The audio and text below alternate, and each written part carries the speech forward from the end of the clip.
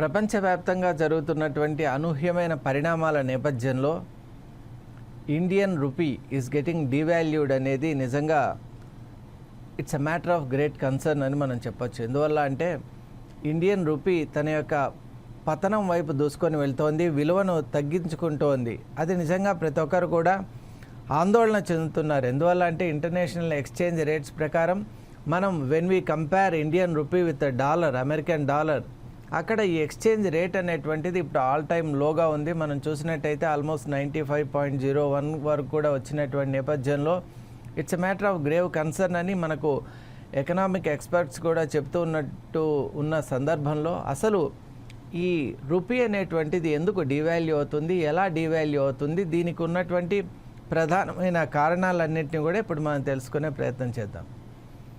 ముఖ్యంగా ఏ దేశానికైనా కూడా కరెన్సీ అనేటువంటిది ఇంటర్నేషనల్ ఎక్స్చేంజ్ సెంటర్స్లో దాని విలువను పెంచుకోవడానికి తాపత్రయం అనేటువంటిది ఉంటుంది. దానివల్ల ఇంటర్నేషనల్ ట్రేడ్ కావచ్చు, అలాగే బైలేటరల్ ట్రీటీస్ కావచ్చు, అలాగే ఆ దేశం యొక్క ప్రతిష్ట అనేటువంటిది ఇంటర్నేషనల్ ఎరేనాలో, ఆ స్పెక్ట్రంలో, డొమైన్లో పెరుగుతూ ఉంటుంది. ముఖ్యంగా మనం చూసినట్టయితే భారత్ అనేటువంటిది ఒక మేజర్ ఎకనామిక్ పవర్ హౌస్గా ఎదుగుతున్నటువంటి ఈ నేపథ్యంలో ఇండియన్ రూపీ ఎందుకు ఈ విధంగా తన యొక్క వాల్యూని తగ్గించుకుంటోంది, వాల్యూ పడిపోతోంది, ముఖ్యంగా పతనం వైపు దూసుకొని రావటం అనేటువంటిది చాలా కన్సర్న్ కలుగుతోంది.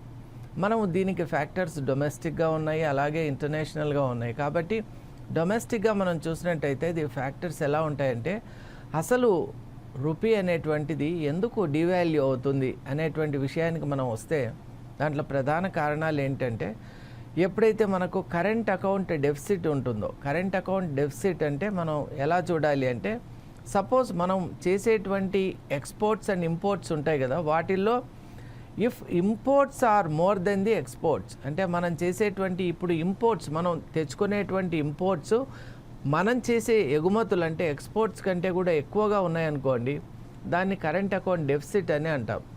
అది నిజంగా మంచి సిచ్యువేషన్ కాదు. ఎందువల్ల అంటే దానివల్ల ఏమవుతుంది, మన ఇండియన్ రూపీ అనేటువంటిది డివాల్యూ అవుతుంది. అది దాని యొక్క ధర అనేటువంటిది, ఎక్స్చేంజ్ రేట్ అనేటువంటిది పడిపోతుంది. అలాగే మనం కొన్ని సందర్భాలు ఉన్నాయి. ఇప్పుడు ఫారిన్ డైరెక్ట్ ఇన్వెస్ట్మెంట్స్ కానీ, అలా ఎఫ్డిఐస్ అని మనం అంటాం ఇప్పుడు ఎకనామిక్స్లో. ఆ ఎఫ్డిఐస్ ఎప్పుడైతే ఇప్పుడు ఫారిన్ కంపెనీస్ మన ఇండియన్ ఈక్విటీస్లో కానివ్వండి, ఎంటిటీస్లో కానివ్వండి పెట్టినటువంటి అమౌంట్ ఏదైతే ఉందో దాన్ని విత్డ్రా చేసుకుంటారు. అంటే ప్రపంచవ్యాప్తంగా కొన్ని సంఘటనలు ఉంటాయండి. ఏదైనా ఎకనామిక్ ఇన్స్టెబిలిటీ ఉందనుకోండి, అప్పుడు కంపెనీస్ ఎలా చూస్తాయంటే ఏదైతే స్టేబుల్గా ఉన్నటువంటి ఒక